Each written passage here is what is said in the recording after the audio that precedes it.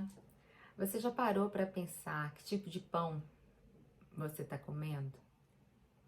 Tem uma passagem em Mateus 4 que fala da tentação de Jesus e Jesus estava 40 dias e 40 noites sem comer e o diabo chegou para ele e falou: Olha, se tu és mesmo filho do homem, faz com que essas pedras se tornem pães. E Jesus falou para ele: nem só de pão viverá o homem, mas de toda palavra que sai da boca de Deus. Nos ensinando com isso que às vezes na vida a gente passa a vida toda comendo pedra que a gente quer que seja pão, né? Nos ensinando com isso que tem hora de pão e tem hora de pão. Tem hora de pão que é trigo para a barriga, para passar fome, e tem hora que é pão para a vida. E a gente tem que saber a pertinência de cada um, e a gente tem que saber se alimentar com os pães devidos. É claro que em meio a um jejum, nada mais natural do que comer trigo, né? Eu ia falar pão, mas comer trigo. Mas ali naquele processo de conexão, que é o jejum, que é esse processo de conectar corpo, mente, espírito, né? Ali Jesus estava numa conexão maior, o pão que Jesus estava buscando era outro. E o diabo falou: sai dessa conexão e vem comer uma outra conexão, vem comer um outro tipo de pão. Nos ensinando com isso que a gente precisa fazer essa conexão.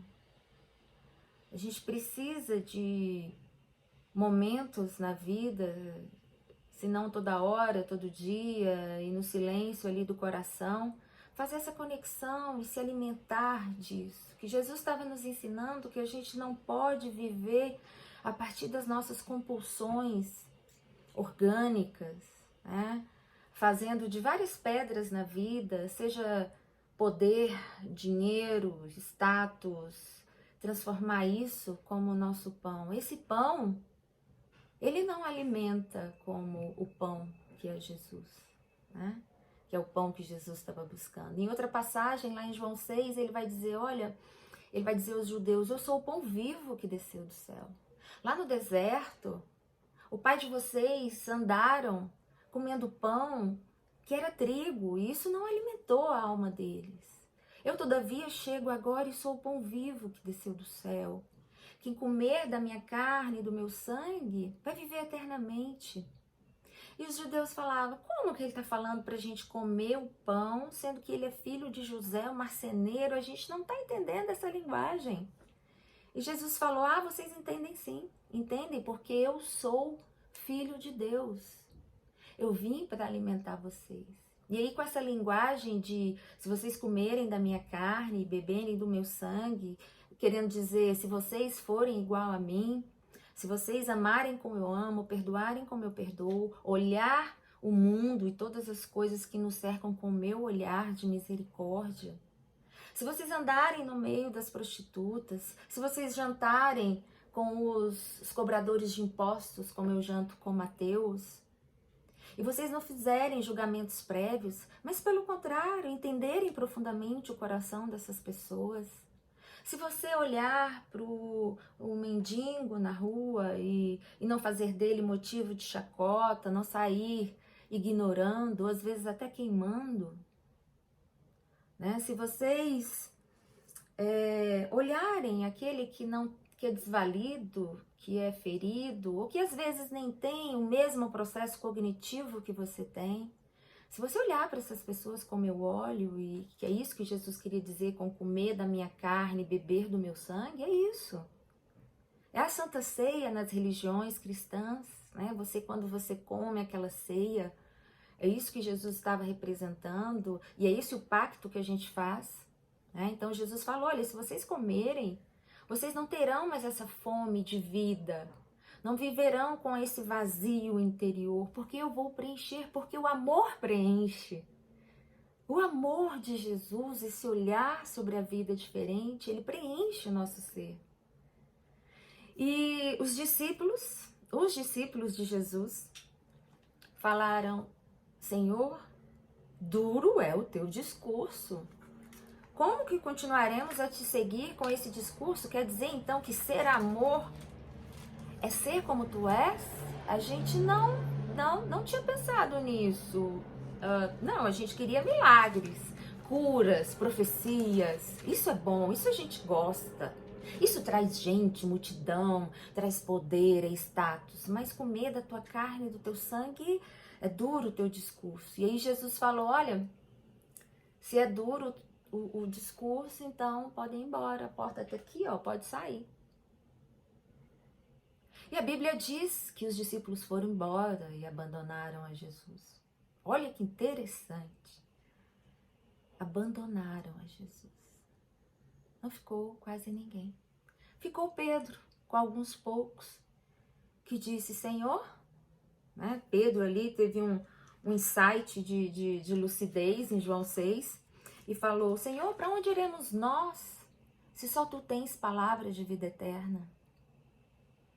Aí ele falou: olha, João, não foi carne nem sangue que te revelou isso, né? Mas foi pelo meu espírito. Essa linguagem ele vai utilizar mais à frente, né?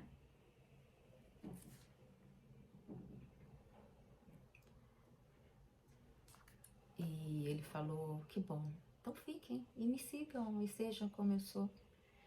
E o que a gente aprende hoje com essa palavra é justamente isso, que duas análises que eu acho fundamentais. Primeira, o tipo de pão com que a gente tem alimentado o nosso ser.